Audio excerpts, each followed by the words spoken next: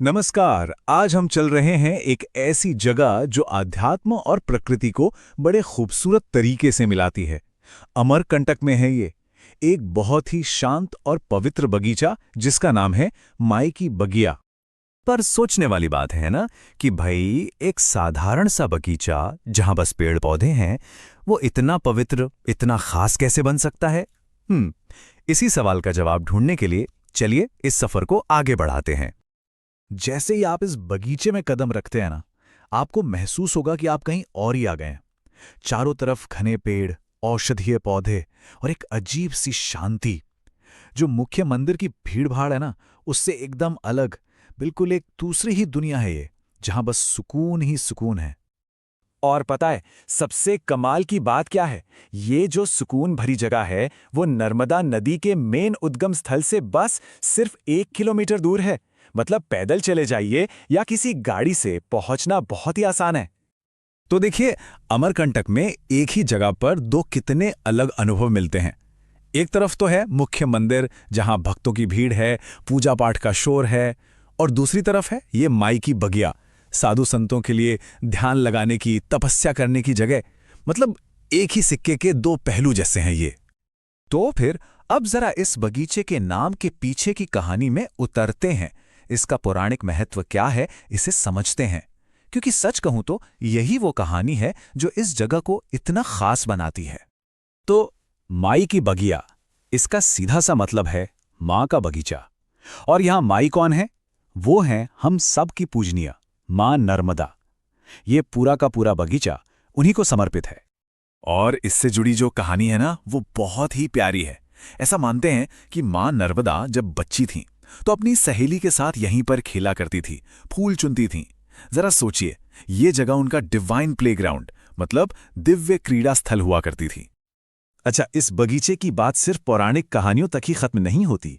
यहां एक कुदरती खजाना भी छुपा है, एक ऐसा खजाना जो इसे और भी यूनिक बना देता है। और वो क्या है?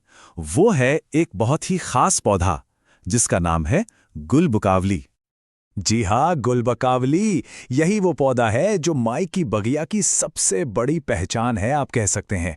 ये एक बहुत ही रेयर पौधा है और इसी वजह से इस जगह की अहमियत और भी बढ़ जाती है। तो चलिए इस गुलबकावली को थोड़ा और जानते हैं 3 सिंपल पॉइंट्स में। पहला तो ये कि ये यहाँ का मेन अट्रैक्शन है।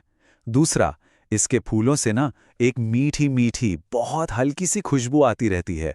और तीसरा, जो कि सबसे इंपॉर्टेंट है, इसके मेडिसिनल यूजेस मतलब इसका औषधीय उपयोग। वहाँ के जो लोकल लोग हैं, जो जानकार हैं, वो बताते हैं कि गुलबकावली के फूलों से एक अर्क निकाला जाता है और इस अर्क का इस्तेमाल आंखों की बीमारियों के लिए होता है, खासतौर पर मोतियाबिंद और आंखों में जलन जैसी दिक्कतों के लिए। आपको वहाँ कई लोग इसका अर्क बेचते हुए भी मिल जाएंगे। तो गुलबकावली तो हो गई इस बगीचे की जान, लेकिन इसके अलावा भी यहाँ कुछ और चीजें हैं जो इसके स्पिरिचुअल माहौल को, इसकी पवित्रता को और बढ़ा देती हैं। चलिए अब जरा उन पर भी एक नजर डालते हैं। इसी बगीचे के अंदर ना एक छोटा सा पानी का कुंड भी है। इसे कहते हैं चरणोदक कुंड, और ये भी इस जगह का एक बहुत जरूरी हिस्सा है। अब इसका नाम चरणोदक कुंड क्यों है, इसके पीछे भी एक मान्यता है।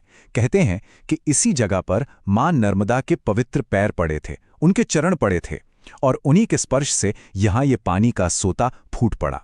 और हाँ, आज भी इस जल को उतना ही पवित्र माना जाता है। और जाहिर है, जहाँ इतनी शांति हो, इतना पवित्र माहौल हो, वहाँ साधु संत तो आएंगे ही। ये माहौल ही उन्हें यहाँ खींच लाता है।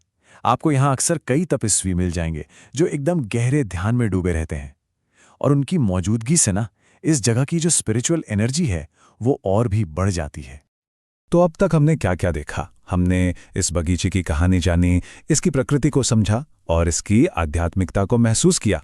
अब इन सारी चीजों को एक साथ जोड़कर देखते हैं कि माई की बगिया असल में है क्या। तो असल में माई की बगिया सिर्फ एक बगीचा नहीं है, ये तो एक संगम है, एक पवित्र संगम, जहां एक तरफ मां नर्मदा की पौराणिक कहानी है, दूसरी तरफ गुलबकावली जैसा दुर्लभ पौधा है, और तीसरी तरफ साधुओं की जीती जागती तपस्या है। ये तीनों चीजें यहां आकर एक हो जाती हैं। और ये सब देखकर मन में एक बहुत गहरा सवाल उठता है, क्या प्रकृति को बचाना, उसके रहस्यों की इज्जत करना, यही आस्था का, यही विश्वास का सबसे सच्चा रूप है।